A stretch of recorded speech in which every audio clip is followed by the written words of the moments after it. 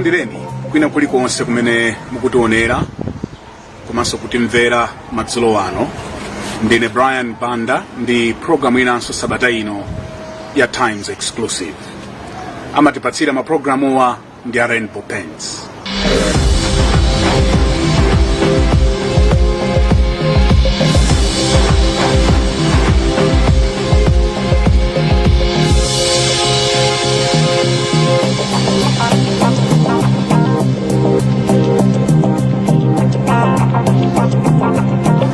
Mulendo wanga mprogramu hii ndi president wa chipani cha UDF olemekezeka Bambo Atupele Muluzi. Onavo Muluzi, tikulandireni madzulo ano mwatilemekeza kwambiri. Ziko mkwambiri. Tikukumana lero ndi kuti ndendende 90 days to polio. Ulendo wa ku September 16 ukuenda bwana. Ulendo upita ku September 2016 ndi ulendo ofunikira kwambiri mbiri yadziko chifukwa monga mukudziwa kuti Malawi ambiri akudandaula kuti zinthu mdziko muno sizikwenda bwino makamaka nkhani yacho kusowa kwa ndalama, kusowa kwa chakudya, kuti akusowa khala ndi ndalama kuti akhale ndi moyo wabwino. Zimenenso zikupangitsa kuti anthu ambiri sakukwanitsa kugula chakudya moyo ngovuta kwambiri. Ndi nkhani imene ndi yayikulu kwambiri kuti tathandiza bwanji Amalawi kuti tichoke pa mavuto amene, komanso tipanga chani kuti tiliphule dziko lathu pa mavuto amene tili nawo dziko lino. Atupele Muluzi ngati politician tingamvetsetse bwanji mmasankho amene? Atupele ngati politician ndi munthu amene anazipereka kutumikira dziko la Malawi kuyambira ndili wachichepere. Ndili zaka 25 imene ndinalowa ndani. Ndakhala ndikutumikira dziko la Malawi for 22 years, zaka 22. Ndakhala ndi phungu wa nyumba ya malamulo 15 years, matema atatu. Komanso ndakhala nduna ya dziko lino kutumikira Malawi, mtundu wa Malawi. Ndine munthu amene ndimalikonda dziko langa, ndi chifukwa chake simungamve mbiri ya Atupele yakatangale, simungamve mbiri ya Atupele yachikhalidwe chosakhala bwino. Ndimakhulupirira kukhala munthu wachikhalidwe, ndimakhulupirira kuti nditumikire dziko lino la Malawi, ndikuti ndizipereke kuti mioyo ya Malawi isinthe. I'm a committed Malawian, and I believe in the future of Malawi, komanso tsogolo la Africa. What happened to Agenda for Change? Agenda for Change ilipo mpaka na dziko lino. Tikufuna kuti Malawi isinthe. Brian, Malawi isinthe ukhala mene ilili. Pakufunika ndithu kachitidwe katsopano chifukwa Malawi ili ndi kuthekera kuti ikhale dziko lolemera. Mulungu anatidalitsa ndi zonse zimene zikozopangisa kuti Malawi ikhale dziko lopambana muno mu Africa. Nde ine ndikhulupirira kuti Agenda for Change ni movement imene ikupitirira. Fake tikunena kuti panopaso the focus is the movement. That mukumva join the movement. Isikuonetsesa kuti tikubweretsa kachitidwe katsopano makamaka kutengera kuti achinyamata ambiri mdziko muno ndi amene akusoweka zambiri, akusoweka tsogolo, akusoweka hope. So the Agenda for Change, it's about bringing hope, kubweretsa chilimbikitso kuti tisadandaule tikhoza kusintha dziko lathu. Achinyamata akusowa ntchito, akusowa ndalama, ndi Amalawi ambiri. So it is about giving hope to the people. I'm asking this question deliberately chifukwa masankho apa September 16 because last mbuyo mukabwera ndi email ya Agenda for Change. Apa pano ndi theme yanu ndi yotani? Panopa taona kuti vuto lalikulu ndi kukwera kwa katundu tsiku ndi tsiku, cost of living crisis, kusowa kwa ndalama komanso njala. Izi ndi zimene tikamazungulira mdziko lino ndi zimene amalawi akudandaula kwambiri, akukanika kukwaniritsa kugula zinthu pa miyoyo yawo kuti akwanitse kukhala. Ndi nkhani yovuta kwambiri imene ili tisana fotokoze zina tiyenera kufotokoza kuti tithana bwanji ndi vuto limene lokwera katundu, anthu kusakwanitsa kugula zinthu kapena kugula katundu, kukhala moyo wabwino chifukwa chosowa ndalama. Izinso zikupangitsa kuti amalawi ambiri akulephera kugula chakudya. Amalawi ambiri pano pamene ndikulankhula pano Brian, tikatengera 5 years ago 2020 50% ya amalawi tikatengera mu World Bank figures yamentiwa abject poverty. Lero figure imene yafika 80% deep poverty, which means kuti 8 mwa 200 kapena 8 mwa 10 ali mu mphawi kwambiri owawo. Nde pakali pano chinthu chete chimene tiyenera kulongosola kwambiri kuonetsetsa kuti tithetse vuto limene, chipinjo chimenechi tiyenera kuthetsa mdziko. So muli ndi mayankho kuti inuyo mutakhala president zinthu zikhoza kutsika? Ndikhoza kunena kuti tikhoza kukhonza vuto limenelo. Nde chifukwa chake to what extent? Ndakhala ndi nthawi yoonetsetsa kuti tikhale ndi ndondomeko plan imene ikhoza kuthetsa vuto la kukwera kwa katundu, kuthetsa vuto losowa makobidi mwa anthu, komanso kuonetsetsa kuti anthu akhale ndi chakudya. Ifake tikuyicha business first. Plan imeneyi njira imodzi yopanga reduce the cost of living, chimene chikupangitsa kuti katundu azingokwera tsiku ndi tsiku, ndi nkhani ya kwacha yathu ndi imene ikuyendera ndi ndalama yakunja United States dollars. Pakali pano kwacha yathu ili nigonera pa 1,800 mabanki, 1,700 mabanki, koma mukapita pansika pa black market mpeza kuti kwacha yomweyo kuti mugule dola ikufika 4,000 kapena 4,500. Kutanthauza kuti katundu kapena ma business sakuyenda ndalama ya mabanki ija, sakuyenda rate ya mabanki, akuyenda rate ya black market ya pansika ya 4,500. Kutanthauza kuti katundu anakwera kale and akupitirira kukwera black market ikamakwera. There's many zikupangitsa kuti katundu azingokwera. It's causing inflation. So in order to fix this, ndi kukhonza nkhani ya Malawi kwacha. Njira yache ndikuonetsetsa kuti pa Chingerezi amati to liberalize exchange rate and to abolish the peg. Kungopanga choncho kutanthauza kuti pakhala realignment. Iyi si devaluation ya kulikusiyana devaluation. Iyi kupanga liberalize.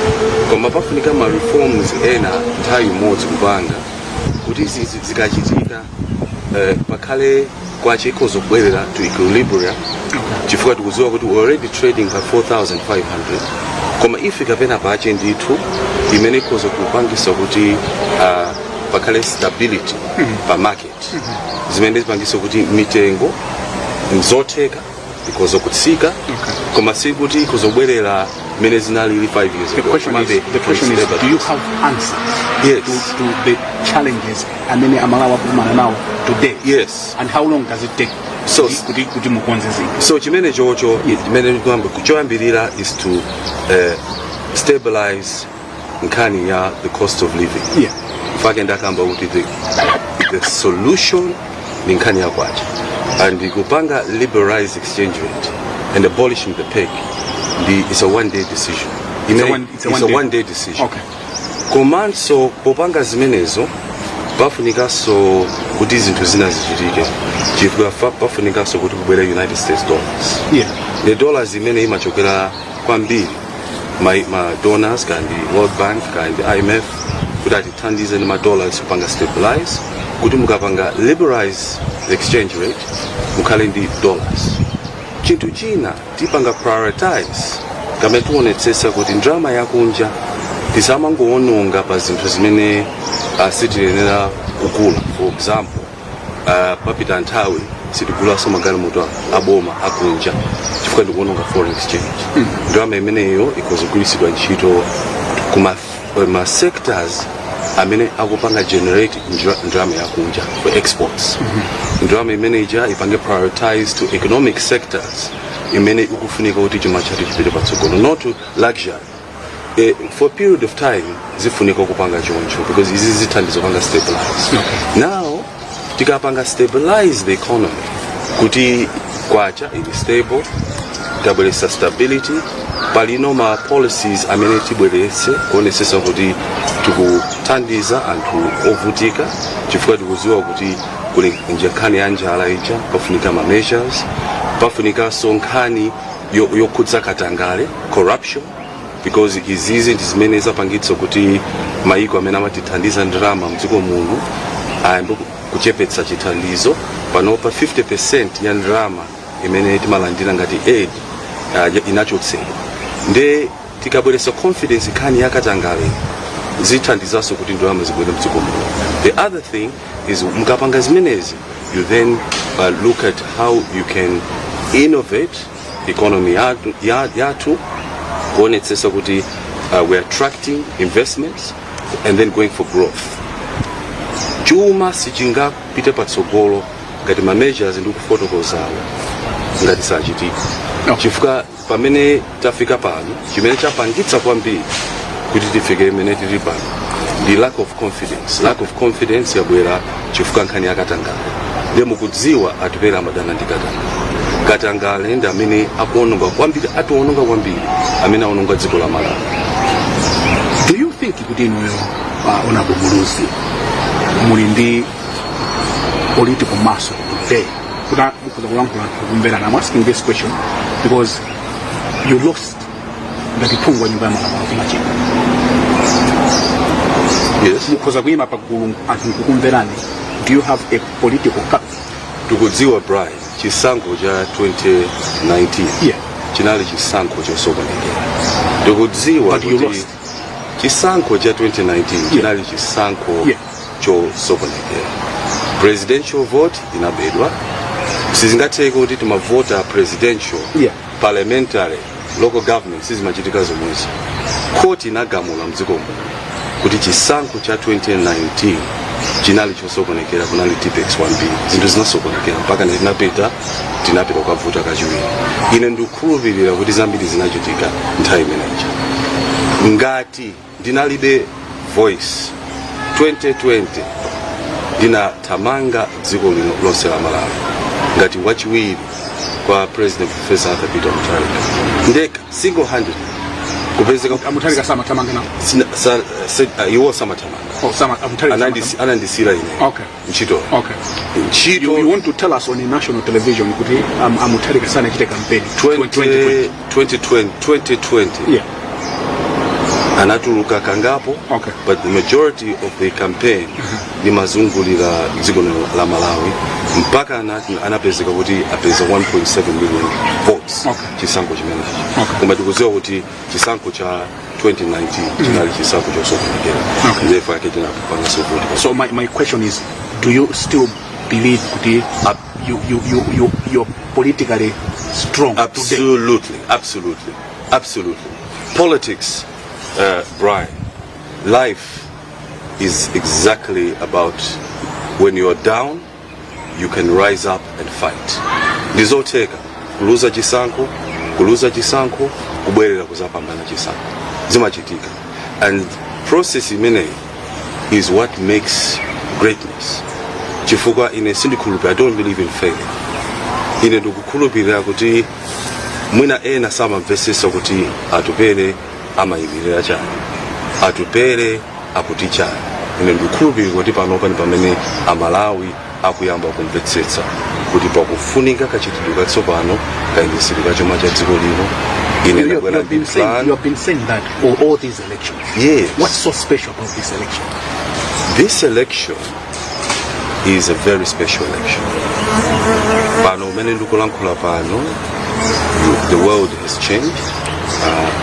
Donor funding aidula ndi 50%, withdrawal of USAID, withdrawal of support to the Malawi economy.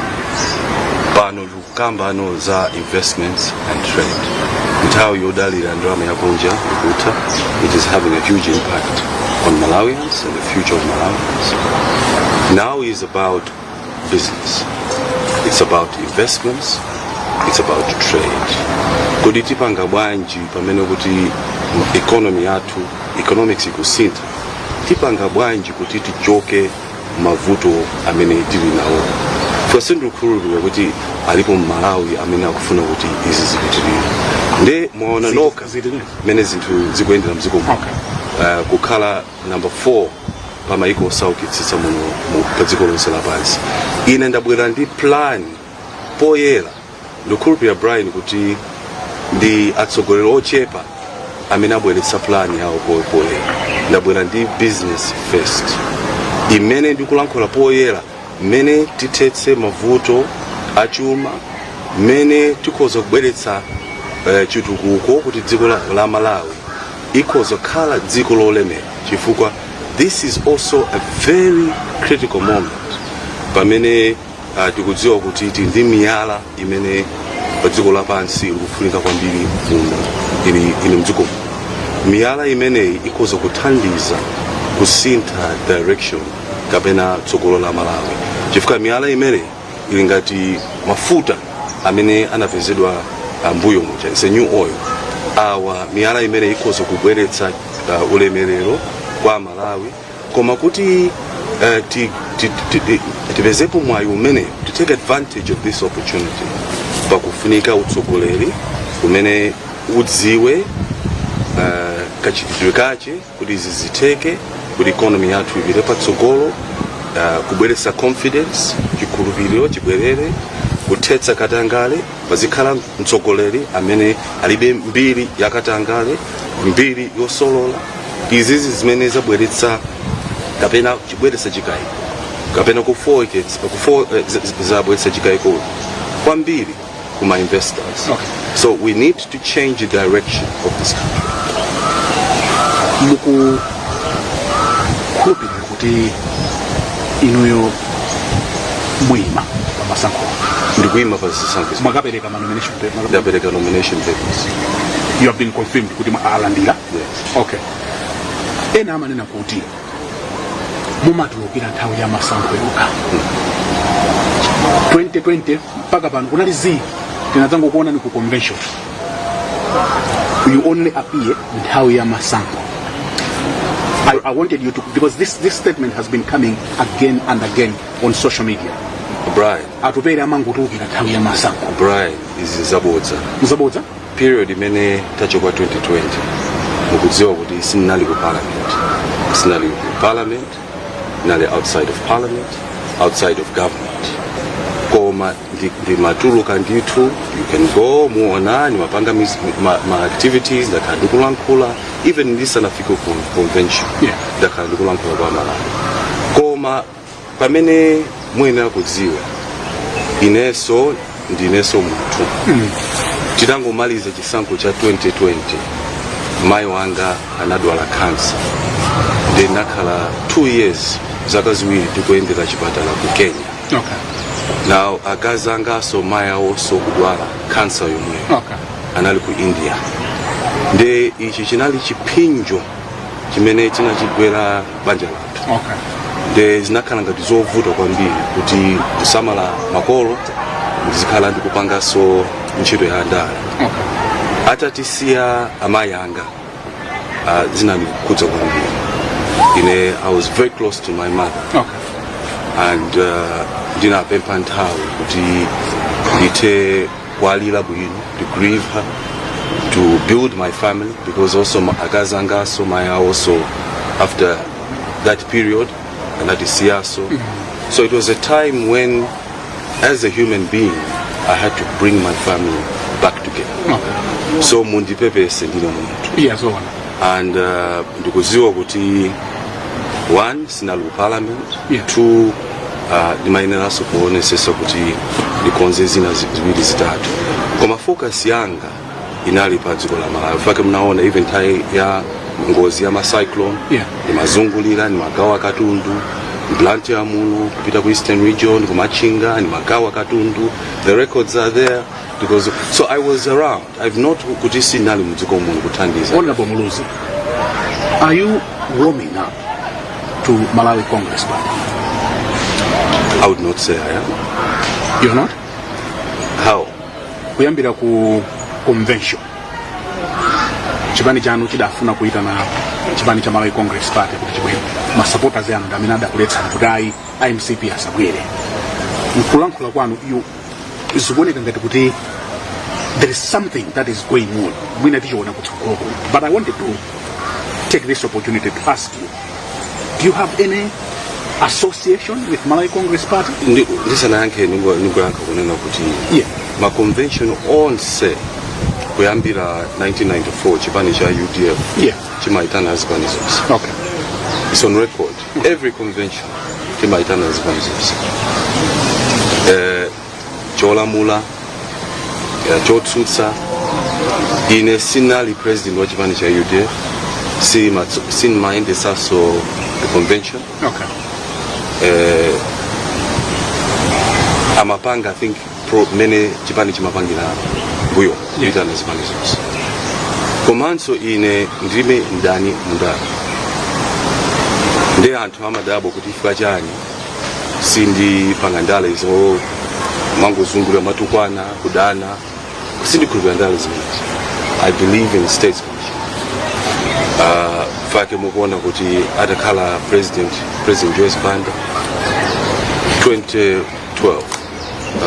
President Joyce Banda anandipempha kuti ndithandizire nawo as part of the economic management team ya Malawi as Minister of Economic Planning and Development kuti tithandize obwezeresa chuma nthawi imene tinali mavuto ngati imene tikuona panopa nde Nasdaq because makhulupirira kuti ndi kutumikira dziko la Malawi. 2014 President Arthur Peter Mutharika anandipempha kuti ndigwire nawo ntchito muboma. Koma izi ndi history yonena kuti ndagwira ntchito ndatsogolosiyana-siyana. Chisankho chimene chikubweracho ndikuyima ngati president ndi presidential candidate. Ndikupita kuti chisankho. Ndipita kapereka mapepa. Well, tikozanena kuti amene amfuna kuzati ithandiza panga alliance ndife yovomerezeka kubwera. Because that is very important. Yes. Pamene Bobo, and that's why we are here. Yes. In this election. Yes. Mukuyima as candidate. In this election. Yeah. Ndikupita wakapereka mapepa ala. Okay. Ngati presidential candidate. Kuti ndiyime ngati president. Okay. Of the Republic of Malawi. Pachisankho cho. Chifukwa kumamveka kuti akuti mukambirana ndi chipani cha Malawi Congress. Vuto imene ilili ndikuona ngati kuti labwera chifukwa mwina ndikumasulira. Yes, please. Masukani. Ndimasuke. Masukani. Yeah. Nkhani imene yavuta kwambiri ni nkhani yokhudza makamaka ku opposition votsutsa. Nkhani ya succession imene yavuta kwambiri. Succession kuti muzipani. Okay. Ndingofotokoza. Okay. Ku DPP? Kuti zipani yes. Are you talking about DPP? Yes, I'm talking. Yes, so said DPP. Yes, yes. Okay. So nkhani yavuta kwambiri ku DPP. Yes. DPP opposition. Kuti bwera opposition. Yeah. Buyo musemu takhala tukuyangana kuti DPP ndi the largest party opposition. Okay. Nde pakhala ndithu kuyambira 2019. Yeah. Nkhani yakhala yovuta imeneyo kuti kodi zikachitika china chache zichitikaso zimene zinachitika mbuyo nthawi ya president late Bingu wa Mutharika. Okay. Kuti president atafa pa mpando. Is that what you're saying? That is the issue. Okay. Inabwera nkhani imene 2019. Yeah. 2020 anyamata mu DPP momwemo da amene amapanga fund tonse. Campaign yonse munaona 2020. Yeah. I did not even get one tambala. Not even one tambala. for the campaign. Okay.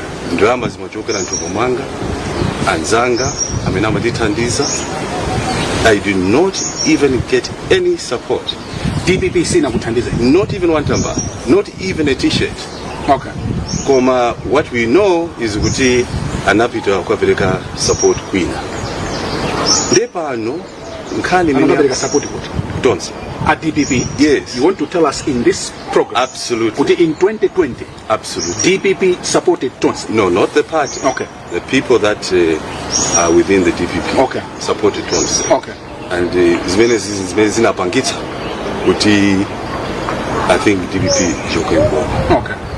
Pano mene zinthu zikuenda mdziko muno tili ku opposition. Yeah. Timayembekezera kuti opposition ipanga unite. Makamaka tikuona kuti pali achinyamata ambiri. Tikayang'ana kumadera kumene opposition ili strong ndipo makandidate ambiri. We have failed to unite.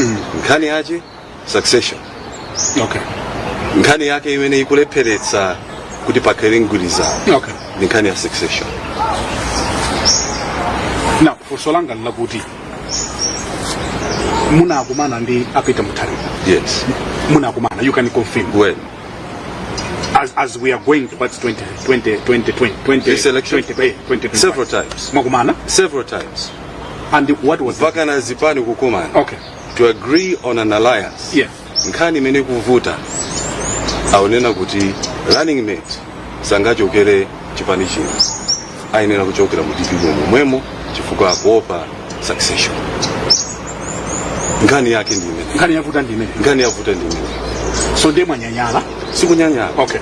Taona kuti so you want to tell us kuti you have been in talks ndi Apita Mutharika? Yes.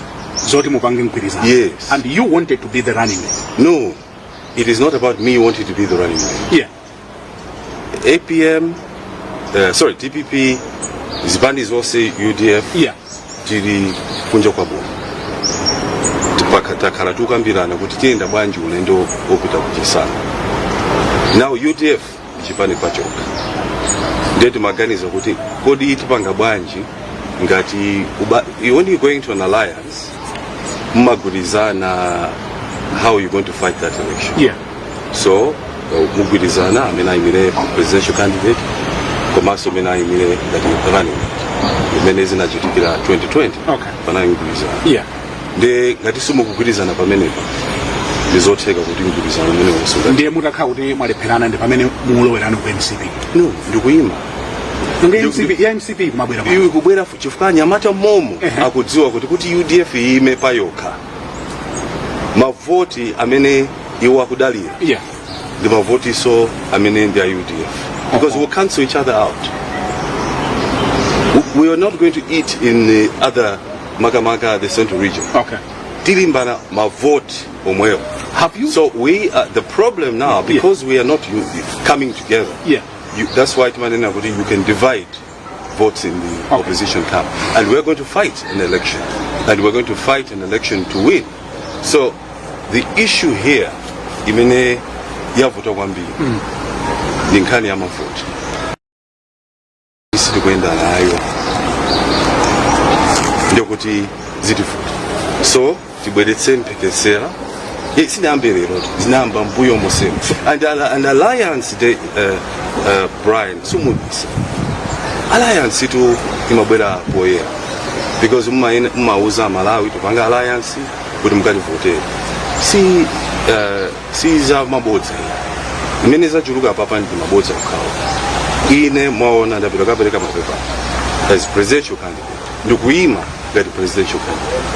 Panopo ndikusaka running mate. So now akumanena kuti you have been meeting President Chakwera ndi chipani cha Malawi Congress Party. Can you confirm? No, I have not. You have not? No.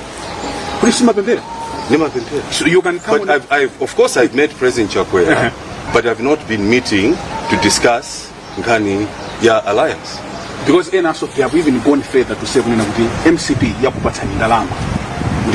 $500,000. No, akuchula 5 billion. Oh, 5 billion. Muli bwino amuluze? Yeah. You know, 2020. Yeah. panabwera so bodza unena kuti DPP andipasa 2 billion. Okay. Ndimene. Okay.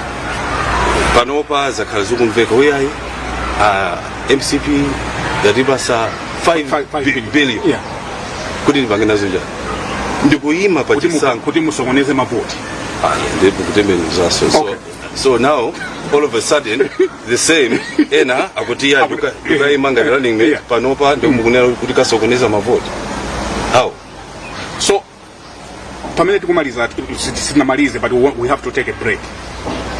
In this election, yes, yapa 16 September, yes, muima ndikuyima and simukuphatikizana in any way with Malawi Congress Party. No, I'm standing as president and presidential candidate chisankho chikubwera. We'll take a short break. Tibweranso ndini posachedwa. Ngati mwango tipeza kumene mukuonera ndi program ya Times Exclusive. Nine Brian Banda ndi Honorable Atupele Muluzi amene ndi president wa chipani cha UDF. Akutipatsira program ya madzulo ano. Darren Popens will continue my conversation tonight with Honorable Muluzi momentarily.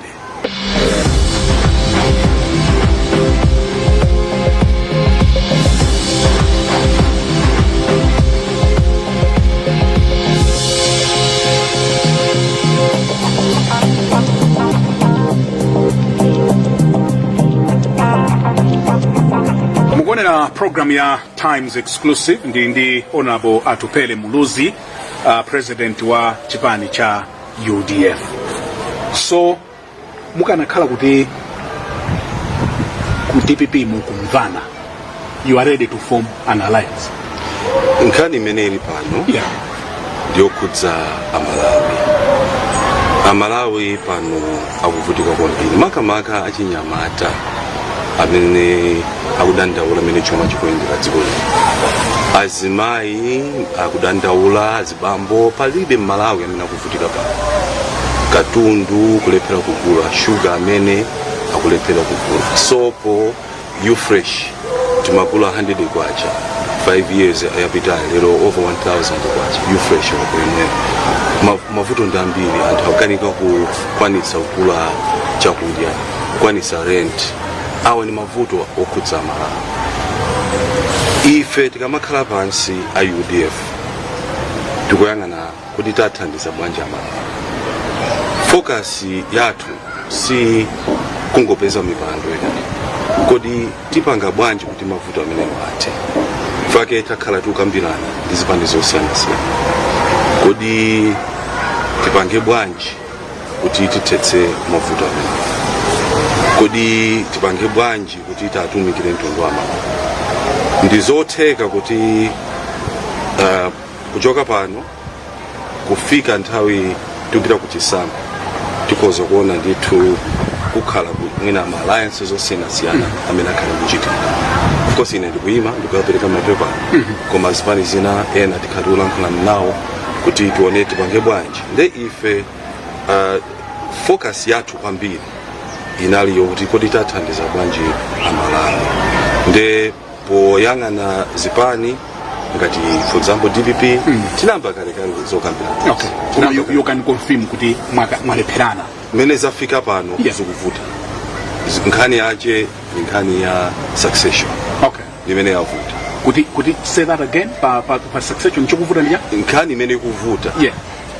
Anu achewo a DPP. Yeah. Akuti china chake kuti chichitike kwa president. Yeah. Ndekuti sithandauza kuti chipani cha UDF chikoza kulamula kutenga boma. Omureka kuti mayenda nawo remote. Ndeka kuti tayenda nawo. Okay. Ndakuopera pamene kwa. Okay. Pamene pakuvuta kwambiri. Ndi chifukwa chake mwayambano kuyamba kunena kuti apita Mutharika akula mwayambana basi. Yeah, ineyo singanyoze. Chifukwa munayankhula zimene sabata yake. Iyo kulankhula mawu amene ndimayankhula pa chifukwa choyambirira ndimalemekeza kwambiri Professor Peter Mutharika. Singanyoze. And ndava ena kulankhula kuti mwanyoza mndu wankhulo ine singanyoze President Mutharika ali ngati bambo anga.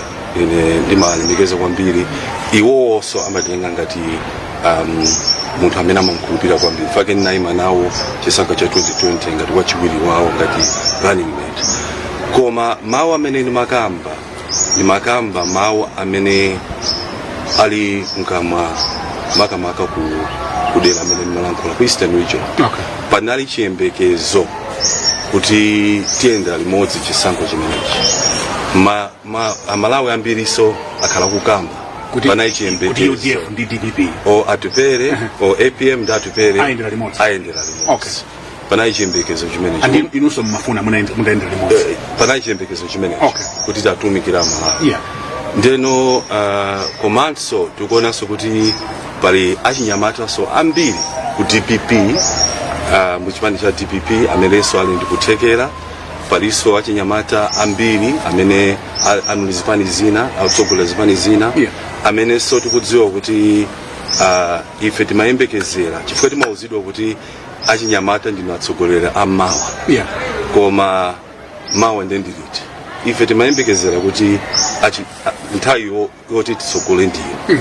Chifukwa chisankho chimene chikubwerachi chifunika chikhala chisankho chovuta kwambiri. Pafunika ndithu kuthamanga pa ground. Tikatenga boma pafunika so kuonetsetsa kuti tikukhazikitsa ndondomeko zokhwima kuti tathandize Amalawi.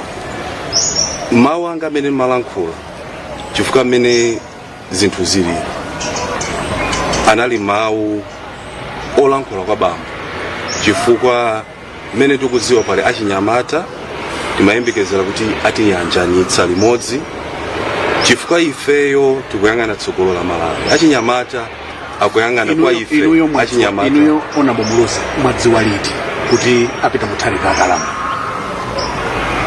Because if you had won in 2020 today was muli vice president. If we had won in 2020, yes, siku la lero was muli vice president wapita Mutharika. Bwezi tukunena kuti akumaliza term yao yes, ati president. Yes. Wa dziko. Yes. 2020 campaign ya 2020 tivomereze kawiri sitifuna kuvomereza chilungamo. Nathamanga ndiye pa ground kuyambira nsanje mpaka na chiti. Koma ena akuza kutsotsani kuti ku DPP sokunali anthu amene anathamanga. Presidential candidate antamavotera DPP. Okay. Amavotera president samavotera wachiwiri wache. Chisankho cha 2020 samavotera anthu atipere Muluzi anthu amayang'ana presidential candidate. Chinali chisankho chovuta kwambiri mbali inayi kunali zipani 9. Ine ngati wachiwiri wawo ndamene ndimathamanga dziko lonse la Malawi. Ndiye ndikunena kuti that is 5 years ago. Okay. Papita zaka 5. Yeah. Ndikuyankhula kunena kuti naindi chiyembekezo kuti ngati bambo abweretsa pamodzi achinyamata. Chifukwa lero ndikukamba pano tikuzonena kuti opposition yagawanika igawana mavoti tachuluka ndithu. Koma timembekeza kuti bwera pamodzi. Achinyamata anali ndi chiyembekezo kampeni imeuta ndi chiyembekezo mwa generation yatsopano. Fake ndinena kuti timayembekezera kuti akamanena kuti achinyamata ndinatsogolera amawa limenelo lafika.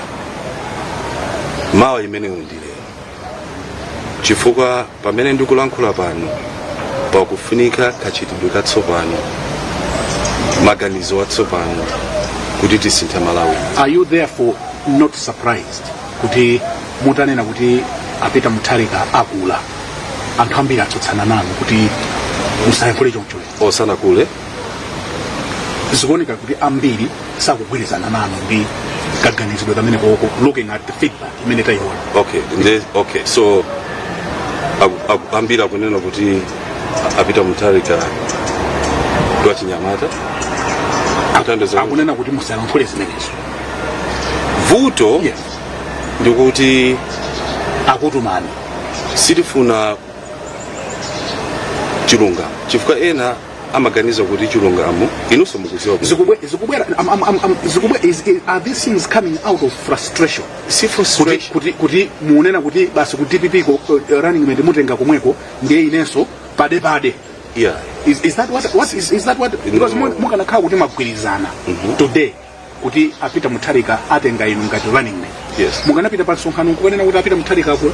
musavote iyayi ndikufotokoza kuti zimenezo zalephereka kuti tigwirizane chifukwa cha nkhani yomweyo because akuopa nkhani ya succession imene yabweretsa mukanakhala kuti mwagwirizana yes mukananena mawu amene omwewa today muyankhula panowa ndikanakhala kuti tagwirizana ndikanadziwa kuti palibe vuto penapa palibe vuto palibe vuto koma the fact kuti pakubwera vuto limene kunena kuti succession ivuta ndiye chifukwa chake sindingapange mgwirizano. So you're frustrated? No, not frustrated. That statement manena kuti kutanthauza kuti ku DPP akudziwa china chache chimene ifeyo munasa kuti masuka. Kutanthauza kuti ngati zili choncho kuti pali vuto ni nthawi yonena kuti akanabwera poyera kutiuza kuti anyamata tiyeni tsogolani. Koma ngati zonse zili bwino no problem. Koma ineyo what I want to emphasize I love APM. Ndimalemekeza. But today you're going to Sonkhano wauza anthu kuti apita Mutharika akula. Yet you are saying kuti you have been discussing. Yes. Akada kutengani. And that's the essence of my question tonight. Akana kutengani inuyo atupeni muluzi. As running mate. Etiendea so remote ngelementi na indela 2020. Yes. Bwezi mulankhula zimene mulankhulazi. No, what we're saying here. Akana titenga kuti tukuendela remote. Ndikanakhala ndi confidence kuti zonse zili bwino zonse zili bwino koma the mere fact kuti zikuvuta pena pache ndiyelero asandukano akulu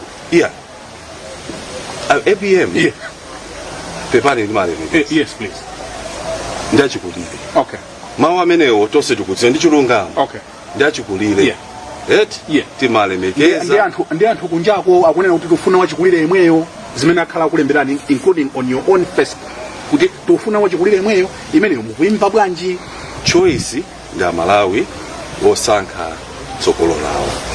Ine ndinalankhula osati kunyoza osati mwachipongwe koma kwauza anthu mopempha kunena kuti kapena njira ino yotsegula kuti anthu amvetsetse kodi nchifukwa chani sitikuyendera limodzi kodi nchifukwa chani mwina mgwirizano sunateke koma ine ndikuyima ngati presidential candidate. So za MCP mwati nzabodza tisazimvere ineyo ndikuyima ngati president ndifuna mwayangana Malawi chifukwa akakuona ni musintha mawanga mawa anene kuti bwanji ine mene mukuyimira u president ngati UDF candidate ndikuyima 16 September ngati presidential candidate as an UDF by 16 September. Simu kupita kwa MCP. Zambiri zimene zizakhala zokulankhulidwa ndi mabodza chabe.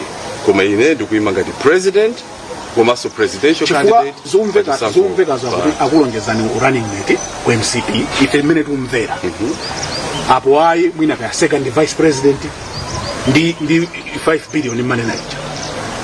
Zonsezo nzabodza.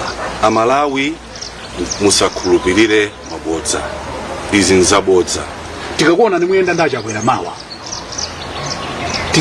tidzazimve bwanji ine ndikuyima ngati presidential candidate kusolanga lakuti tikakuona ni muli shoulder to shoulder ndi a president chakwera mawa tidzazimve bwanji ineyo ndikuyima sindikuyima ndi president chakwera kati sankho chimenechi ndikuyima ngati presidential candidate wa chipani cha UDF pachisankho. Vuto mene ndafotokoza izi ndi ndale wachuluka kunjapo ndi mabodza chifukwa akudziwa kuti atupere kunjaku pali chiyembekezo makamaka chinyamata chifukwa kuona kuti ndi plan yabwino imene ikhoza kuthandiza dziko lino la Malawi komanso ndikuyang'ana tsogolo la Malawi ndiye mukudziwa mundale pamalankhulidwa zinthu zambiri pakhala mphekesera zosiyana-siyana. Ena aso amanena kuti vuto la atupere muluzi amakonda pofewa nthawi zonse afuna kukhala sairini chiyani amafuna zabwino boma lilonse libwerero afuna pabwino. Is this a fair way of describing it? Brian, amene sana vutike pano amangofuna pabwino basi. Brian, ndangokhala boma choka chaka 2012? Yeah. President Joyce Banda. Yeah. 2014 to 2019. Yeah. Basi. 2020, fresh presidential mizinga. 5 years or say. Dakhala kunja kwa boma. Okay. Munena bwanji kuti ineyo ndimakonda pofewa. Dakhala mdziko mumu tukuvutikira limodzi. Inonso muvutika na? Tukuvutikira limodzi. Aliyense lero, of course tisinganene kuti ndibe chakudya pa koma. Okay. Koma aliyense kali wa business kali ndani chuma sijikuyenda. Ma business akuvuta ndine wa business. Zinthu sizili. Ndama yakunja yakuvuta. Mavuto kumudzi kuti ndi achibale. Akudalira. Ma school fees. Tagulire chakudya. Mavuto ndambi. Siku ndi siku nimandira mafoni. Mundithandize. Tufuna ndama ya business. Ndiusowa chakudya. Anyamata kulipira ma school fees. Ngani yavuta kwambiri ma school fees. Ndi mavuto anthu ambwera so mavuto pa ifeso. Ndi ine ndikunena kuti ndakhala 5 years kunja kwa boma. 5 years. Munena bwanji kuti atipera amakonda masailini, amakonda pofewa, amakonda maudindo. Then why am I not in cabinet? Bwanji sindili minister. Ndikanakhala kuti ndizoona. Yeah. Bwanji bezipanopa ndakhala kuti ndili mboma. Okay. Koma ndakhala kunja kwa boma. Yeah. Kuvutikira limodzi nda Malawi, tikuyenda m'midzimu, kulankhula nda Malawi, kumva madandaulo lawo. Ine wena nkubwera poyera kunena kuti ine ndakhala 5 years kukumana ndakatswiri kunja kwa dziko la Malawi. Mudziko tabweresa plan imene tikuona kuti ikoza kuphula dziko lino pa mavuto amenewo. Tindi plan imene ikoza kupangitsa kuti Malawi akhale ndi makobidi mthumba. Chifukwa pali zinthu zimene tikuona kuti makina tsopano whether it using the critical minerals amene tina mdziko ndi maubality now international tikoza kusinthira dziko la game change. It's a game changing opportunity. Nde ine ndikubwera osati munthu amene ndili mboma pano pandikukhala pano ndine munthu wakunja kwa boma koma ndikubwera ngati wachinyamata kuti ine chaka chino ndikwanisa zaka 47 bra. 47 ndachokera kutali koma ndikubwera ndi experience yakayendetsedwa boma. Crisis ngati imeneyi tinayendesapo limodzi under President Joyce Banda. Ndi experience yoyendesera crisis ngati Minister of Economic Planning and Development. Magwira so ndi World Bank entire manager. I've got experience ya zinthu mene tinapanga ngati muboma la Malawi. For example, national ID kuditeka zinateka chifukwa ndinali Minister of Home Affairs and Internal Security. Inabwelesa honorable Let Good Ogondo brought UNDP tikhale ndi national ID program. Mukayangane mabuku inapangitsa kuti zinthu ziyende tikhale national ID ineyo. Kuti tikhale mdziko muno ndi nkhani kuti kambirane nkhani ya malo. Zinangovuta kuti pamene tinabweretsa malamulo aja anasinthitsanso posachedwa bomba latsopano dangolowa 2020 limene yapangisa kuti ma investors ambiri asakhale ndi chikhulupiriro kuti abweretse ndalama zawo mdziko muno. Mukudziwa so kuti zinthu zimene ndapanga ku Ministry of Health nkhani ya magetsi kubweretsa solar mdziko muno mphamvu za magetsi zogwiritsira dzuwa pali zinthu zambiri ngati contribution imene ndapanga ku dziko langa. Koma imene ndafika pano ndikuona kuti generation yatsopanoyi imene kulamula ndi generation ya. Okay, Chabwino. Next sense. Abambo wanu former president Dr. Bagiri Malosi milandu yawo idatetsedwa mkatikati mwa ulendo wa MCP. Akuti bwanji. I wanted to tap his understanding. How much do you listen to him? And probably this is why people ama kulozerani ku MCP kuti there should be something happening. MCP yatetsa milandu ya abambo wanu kena kuti kumva phekesera. I just wanted you to explain to our viewers kuti how much influence are you getting from your father? Ine ilikoza kunena kuti first iwo akoza kuyankha oka koma amene ndikuonera observation ya. Yes, please. Iwo amapangidwa target mukudziwa ntchito imene anagwira kuti late Pingu akhale president. Mukudziwa history imene inachitika kuti DPP ichoke mu UDF kuti pangidwe DPP imene inagwetsa UDF ambira makondo na kuti atipere wagwetsa UDF. No, UDF inagwa nthawi imene the late Bima anachoka mu UDF. Okay. That's what happened. Okay.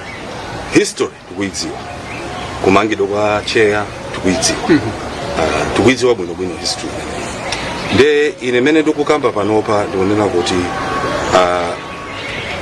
zimene zikuchitika pano mdziko munomu tikoza kunena kuti pena pache mwina ndale zosakana-sakanazi zachepa makamaka ndikunena kuti mbali ya against the former president. Yes. Ndikozonena kuti mbali imene yoyo, this is my observation. Yeah. Koma ineyo ndikudziwa kuti that was politics. Okay. Izi zinali ndale ndikudziwa kuti pali antube amene amafunitsisa kuti UDF isaza ite and UDF isaza kalenso mundale za dziko lino. So it's possible kuti we have reached a stage now where the sense is coming in. Koma sizikugwirizana ni ndale zathu beremuzi. Sizikugwirizana at all? No. Your father has no any influence on political decisions that you make? No. As Muntu? None whatsoever. You don't consult him? No, I mean, Iwo, to be honest with you, yeah. He's a man of his generation. Okay. Anaguna Nchito Yao, I respect him. He's an elder statesman. Anaguna Nchito during his time. Ntawi is my time. Okay. It is the time of my generation. Yeah. Inaendu kuona this is a digital era. Inayo nimakurudira blockchain technology. I want to look at crypto. Dukuyangana establishment of a sovereign wealth fund, digitizing our economy. Dukuyangana pa zintu zatsopano zimene zikusiyaniratu di generation ya bambwanga. Pano tukuyangana investments. Yeah. We're looking at investments and trade. It's totally different. It now has to be private sector. It is a focus on bringing investor confidence, bringing confidence in terms of domestic wealth generation.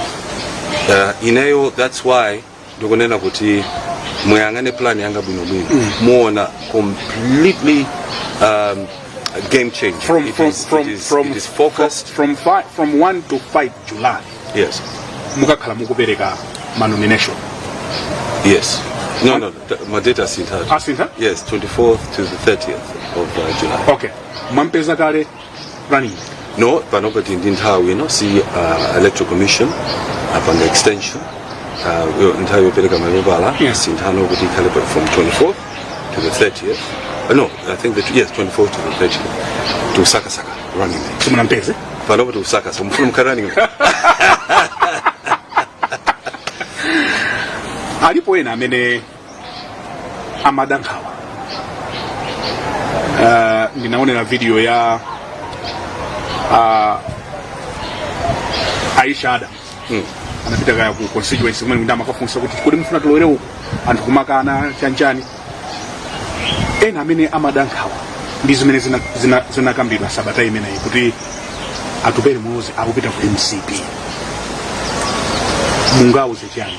I wanted you to address your followers. Amena kutonera mathuba. First of all, ndifuna ndiyankhe nkhani imene imabwera chifukwa pala anthu ena amene amafunitsitsa kuti UDF ikhale mkwapa mwa chipani china. Chipani chanji DPP. Okay. Sizinasangalatsa makamaka ku convention imene nanena kuti UDF sili mkwapaso mwa chipani china chilichonse. Okay.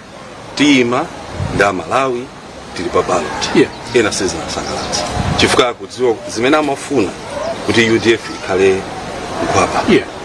Tizingo satira zina zilizonse. Yeah. Ndikuganiza kuti ndi pamene panabwera propaganda. Okay. Kuyambira nthawi imeneyo uyayi agulidwa ndi Michael MCP kapena kupita kwa MCP zili bodza. Okay. Lero takhala tukuzimva siku ndi tsiku ine ngati munthu amene ndimakhulupirira chilungamo zinthu zimaoneka poyera. Siku la lero ndapita kapereka mapepala, ndapita katenga ma nomination papers, ndikhala ndikuda kapereka mapepala ku electoral commission ngati presidential candidate wa chipani cha UPF. Ndikunena poyera alliance si zobisa ya chifukwa you are trying to get votes. Yes. Mufuna kuti anthu akuvotere. Si chinthu chimene mumabwera kubisa ya kuti ndikuti tabisira Malawi nze zatulusa alliance last minute. You don't do that. No, alliance mumabwera poyera kuti tukupanga alliance mutivotere zifukwa zake ndi zakuti. Pakali pano palibe alliance iliyonse imene UDF ili nayo. Tukupita kuchisankho ndikupita ngati presidential candidate, tipita kapeleka mapepala ngati pakatipa pakhale china chache chimene tiyenera kulengeza kwa Malawi. Tiko tilengeza kuto pali chakuti mwina ena afuna kuti abwere azatiperekeze osati ife kuperekeza ulendo usimupanga palibe maganizo ameneyo. Koma tikunena kuti pali period iyi ngati paliso china chache kuti tilengeze kwa Malawi tikhoza kulengeza kwa mtundu wa Malawi chifukwa mukamapanga ndale mukusaka mavoti. Voto limene lakula kwambiri mdziko muno ndi mabodza. Muima ku machinga ngati thungo nyumbano ulendo uno sindiyima. So no parliamentary race. No parliamentary race. One ndapanga matema 3 15 years. 2 ndinaona experience yanga ya 2019 ukamathamanga pa presidential race umakhala kuti ukuthamanga nsanje tuchitika bangira campaign ma MP ma candidate osiyana-siyana. You have no time libe nthawi kukhala constituency. 2019 olo tsiku limodzi tinapanga sonkhano ku constituency makhala ndikuthamanga. And you still believe kuti ada kubera? Ine ndikuona kuti chisankho cha 2019 ndikudziwa mmene chinayendera safotokoza kwambiri. That's why ineyo mtima wanga uli malo ndikudziwa mmene chinayendera chisankho chimene. Koma ndaganiza kuti focus yanga chisankho chikubwerachi tionetsese kuti Eastern Region tikufuna kutola mipando yonse ya MP, councillors, maderaso kumwera zomwezo, Central Region titengeso mipando, Northern Region titenge mipando, tipanga target masits ambiri amene tikufuna kuti tikhale ndi aphungu ochuluka komanso tipambane pa presidential vote.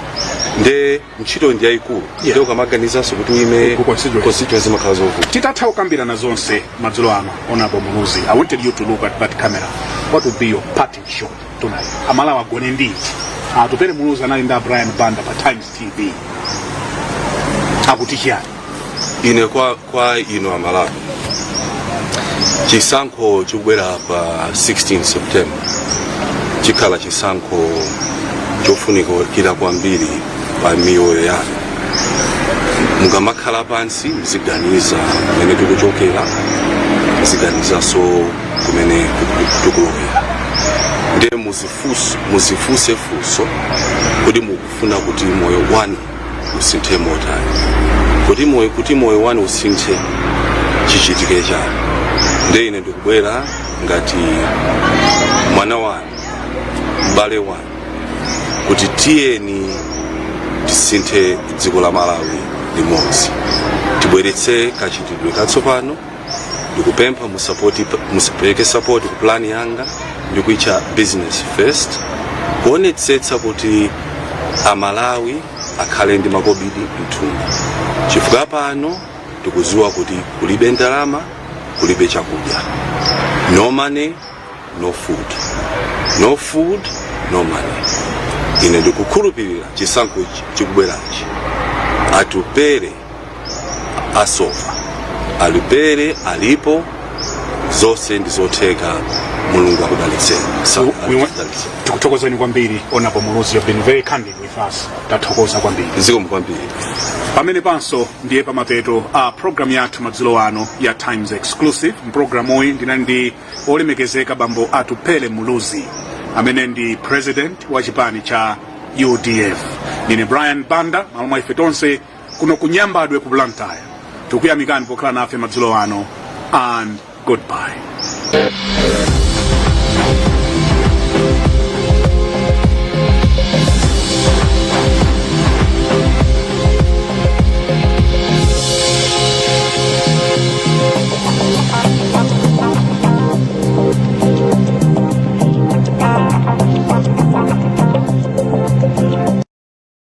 Let's be honest, Malawi is extremely beautiful.